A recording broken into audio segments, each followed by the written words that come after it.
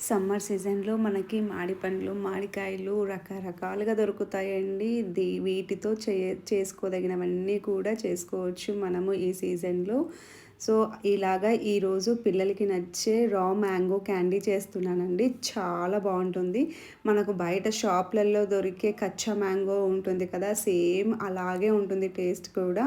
So, ఇప్పుడు ఆ recipe ఎలా చేయాలో చూసేద్దాము. సో, ఇందాక చూసినట్టు మామిడికాయని కడిగేసి కొంచెం తుడిచిన తర్వాత సన్నగా తరుక్కోవాలి. అలాగే ఇలా ప్యాన్‌లో వేసేసి కొంచెము మీరు మామిడికాయ తిని చూస్తే దాని రుచి తగ్గట్టు కొంచెము చక్కెర గానీ, బెల్లం కానీ వేసుకోవచ్చండి. నేనైతే 3/4 కప్పు షుగర్ వేశాను.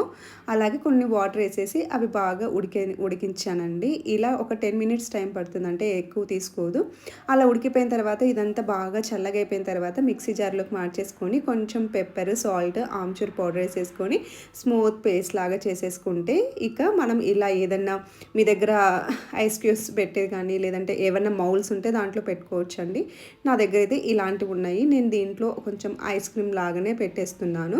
సో, ఉన్నదంతా ఇలా దీంట్లో వేసేసుకొని స్టిక్స్ పెట్టేస్తే మనకు డ్రై మ్యాంగో క్యాండీస్ రెడీ అయిపోతాయి. బట్ 8 అవర్స్ తర్వాత ఇలా చేసుకున్న తర్వాత మనం వీటిని ఫ్రిడ్జ్‌లో పెట్టుకోవాలండి. ఓవర్ నైట్ పెట్టుకోవచ్చు. లేదంటే 6-8 అవర్స్ వరకు పెట్టుకొని తీసినా సరిపోతుంది. చాలా బాగున్నాయండి. నిజంగా బయట మనం కొనే షాపులలో కొనే కచ్చా మ్యాంగో టేస్టే ఉంది.